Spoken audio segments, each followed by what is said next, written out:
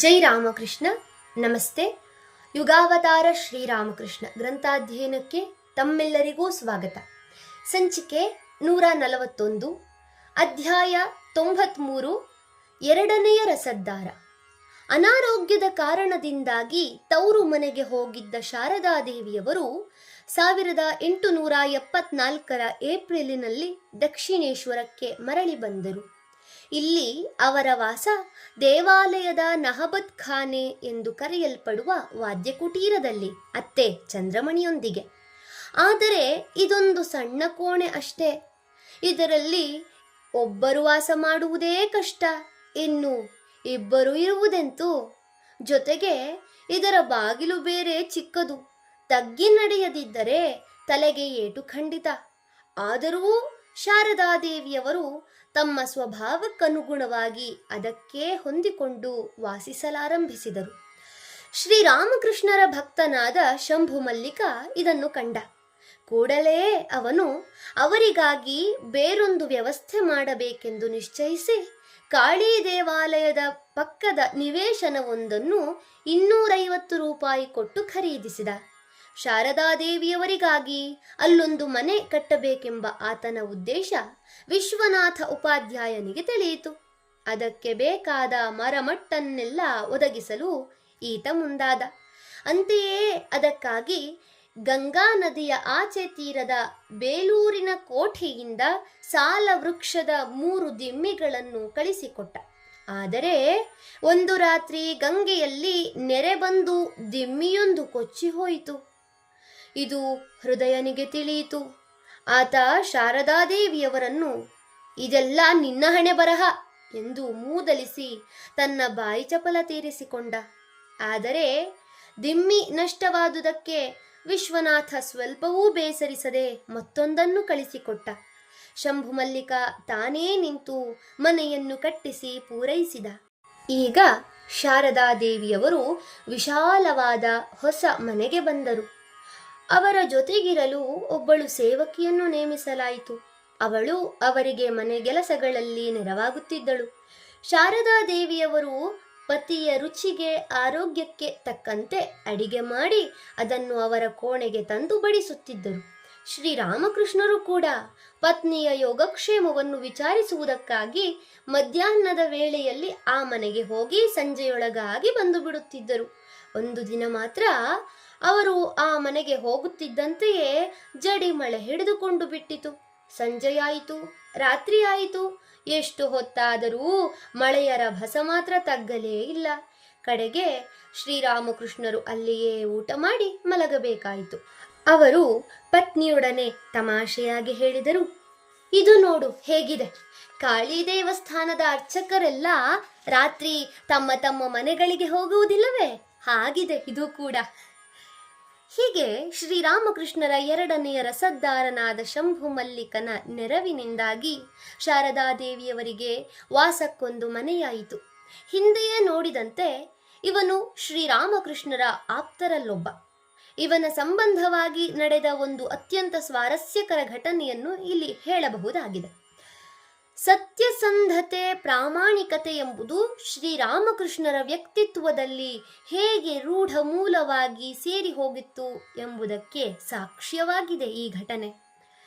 ಕಾಳಿ ದೇಗುಲದ ಸನಿಹದಲ್ಲೇ ಶಂಭು ಮಲ್ಲಿಕನ ಒಂದು ತೋಟವಿತ್ತು.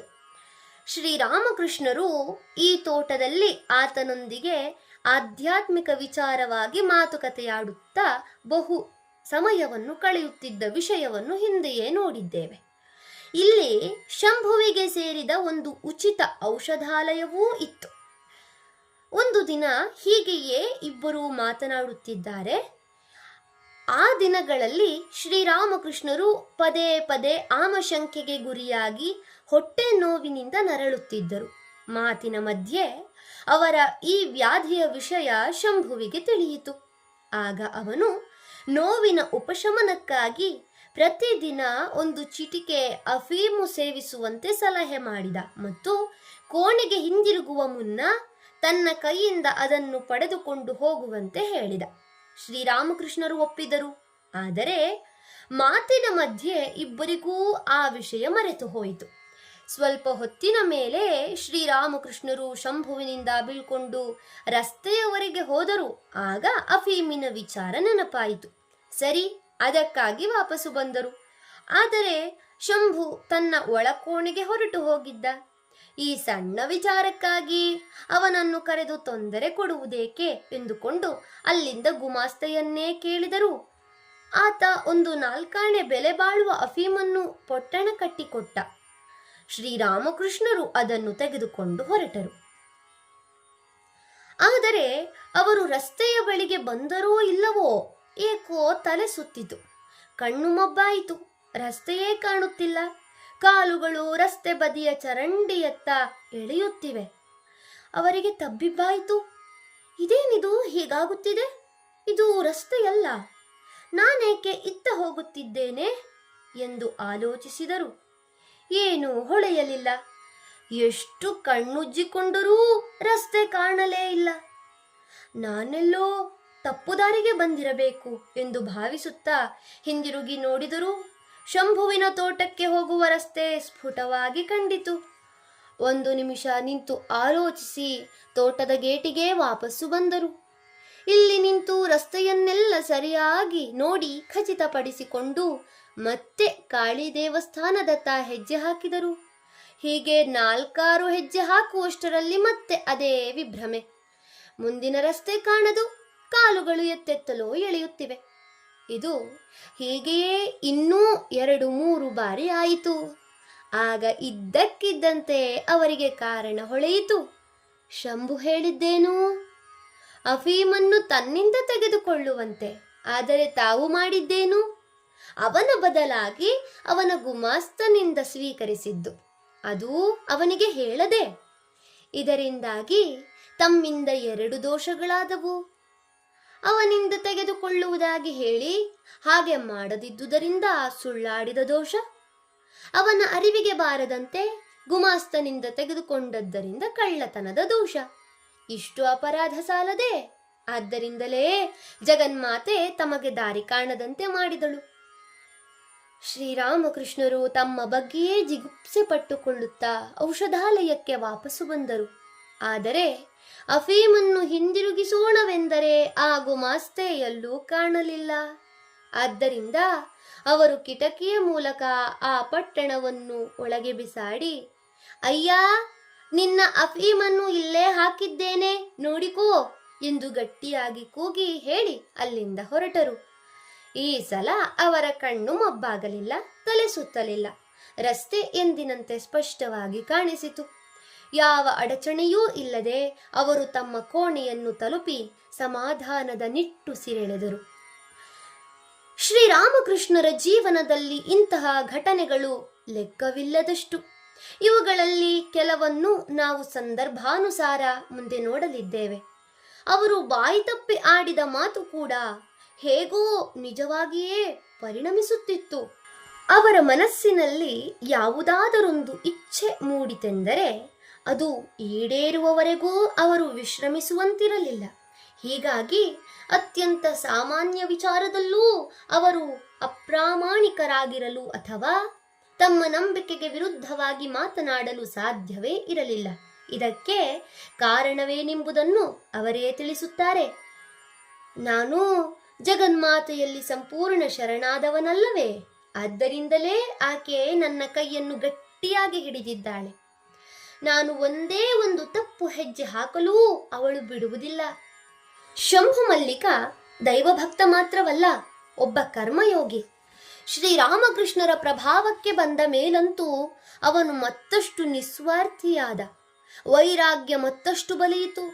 ಅವನ ದಾನಪ್ರಿಯತೆಯನ್ನು, ಉಪಕಾರ ಬುದ್ಧಿಯನ್ನು ಶ್ರೀರಾಮಕೃಷ್ಣರು ಬಹಳವಾಗಿ ಮೆಚ್ಚಿದ್ದರು ಮತ್ತು ಯಾವಾಗಲೂ ಇತರರೆದುರು ಅದನ್ನು ಎತ್ತಿ ಹೇಳಿ ಕೊಂಡಾಡುತ್ತಿದ್ದರು. ಆದರೆ ಅವನ ವ್ಯಕ್ತಿತ್ವದಲ್ಲಿ ರಾಜಸಿಕ ಅಂಶವಿನ್ನೂ ಪ್ರಧಾನವಾಗಿ ಉಳಿದಿತ್ತು. ಶ್ರೀರಾಮಕೃಷ್ಣರು ಅವನ ಮನೋಭಾವವನ್ನು ತಿದ್ದಿ ಉದಾತ್ತೀಕರಿಸುವ ಪ್ರಯತ್ನ ಮಾಡಿದರು.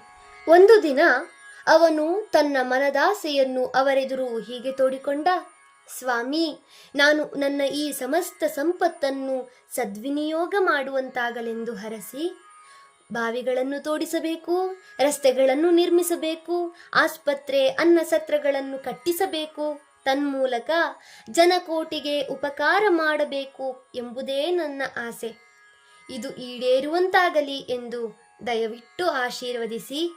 ಶ್ರೀರಾಮಕೃಷ್ಣರು: ನಿನ್ನ ಈ ಅಭಿಲಾಷೆ ತುಂಬಾ ಒಳ್ಳೆಯದೇ, ಆದರೆ ಈ ಸೇವಾ ಕಾರ್ಯವನ್ನೆಲ್ಲ ಸಂಪೂರ್ಣ ನಿರ್ಲಿಪ್ತ ಭಾವದಿಂದ ಮಾಡಲು ಸಾಧ್ಯವಾದಾಗ ಮಾತ್ರ ಒಳ್ಳೆಯದು.